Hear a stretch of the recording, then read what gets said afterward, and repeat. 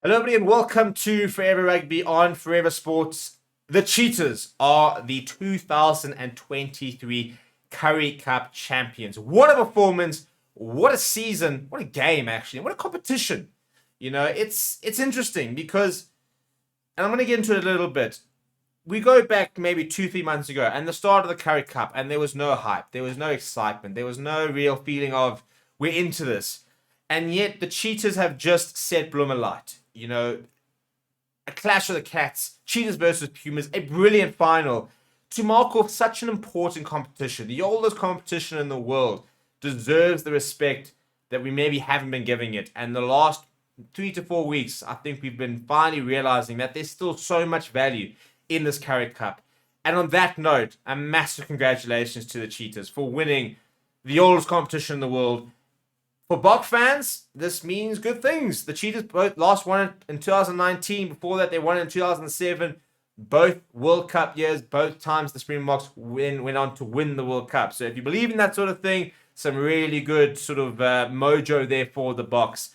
We're going to break the game down a little bit. And before we do, please smash a like on the video. Please subscribe to the channel as well. It was a weird game. It was the most toe-to-toe, them, we hit back, you hit back type game I've actually watched ever, to be honest. Because if you look at it, and I'm going to go through the game, it's literally, if you look at the Pumas scoring versus the Cheetahs scoring, it was 1-1-1-1-1. So the Cheetahs opened the scoring in the 5th minute. Ruan Pienaar, the penalty, but Tennis de Beer cancelled it out in the 17th minute. Ruan Pienaar then added 3 extra in the 20th minute, but Tennis de Beer cancelled out in the 23rd minute. The Cheetahs then scored a try in the 28th minute. Ruan Pienaar missing the conversion. Ali Mgajima then scored a try for the Pumas in the 32nd minute. Tennis to be missing the conversion. So we literally went 3-3, 6-6, 11-11. And that was how things ended at halftime. Sorry, I lied. Just before halftime, Cohen Jasper scored, and Ruan Pienaar added the conversion. So halftime was 18 points to 11. The Pumas still in the fight, but it was the biggest gap there had been on the match. Tennis to Beer, they went back-to-back penalties in the 42nd and the 46th minute to make it 18 points to 17. Ruan Clear, they went over a bit of a fortunate try in the 51st minute. Ruan Pienaar adding the extras, and from then it was just a slog. For the first time in the match, the lead was more than a converted try. We were seeing an 8-point lead for the Cheetahs, and all they need to do is manage things. And they did manage it pretty well, but the Pumas never went away. And I always say the Pumas are a side you've got to bury. Because if you let them, if they are within the 7 points, if they are 5 points behind, if they're 3 points behind with 15 minutes to go, I generally go, this Pumas side can win it. So that 8-point cushion is actually a lot more significant than some would think because it's more than a converted try. It means that it needs more than one moment because Pumas are incredible at creating that one moment.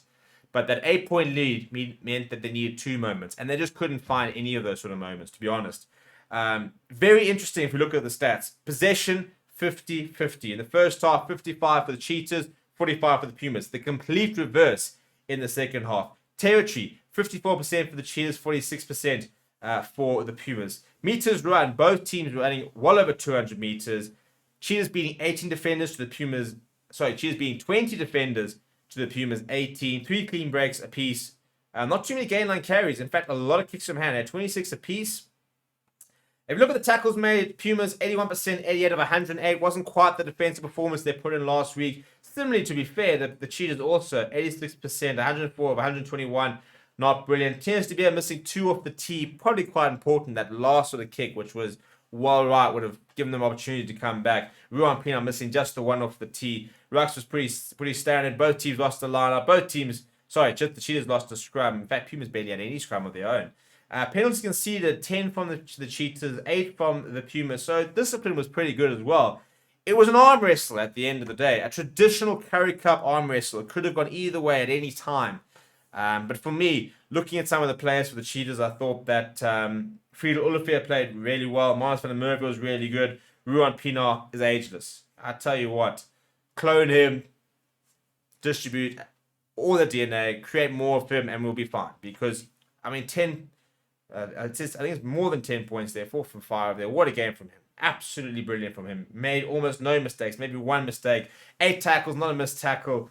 2 penalty goals, 2 conversions, 29 meters gain, a lot of passes, really good distribution. He was absolutely flawless. I thought Reina Fontaine was good again. I thought Friedel Olivier played really well. Gene van der Merwe was active. Victor Sekiketa, the Cheetahs captain, 11 tackles, getting across the park, making a lot of work. And they deserve it. And you know what? The Pumas have now proven that they're a side on the up and they're a side that need to be taken seriously. The Cheetahs, for what we know, have Challenge Cup rugby. We need to find a way to bring the Griquas, the Pumas, and the Cheetahs into the fold a little bit more. We've got so much talent in this country. It's ludicrous the amount of talent we've got in this country.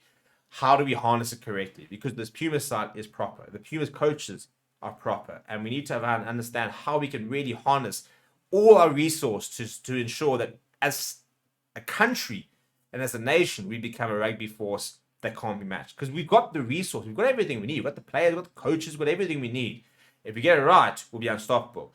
Let me know what you thought about the final down in the comments below. I absolutely loved it. It was a fantastic Currie Cup final. It showed me everything that the Currie Cup's all about. I think there's still so much value in this competition. If you disagree, let me know. But I absolutely love the Currie Cup.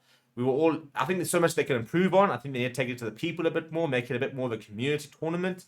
But quality of rugby was good this season, and we uncovered so many good players, and there were just so many good stories that it was encapsulating throughout. Let me know what you thought about the tournament down below. Smash the like on the video. Subscribe to the channel as well. Thank you very much for watching. My name is Steven, and I'll chat to you soon.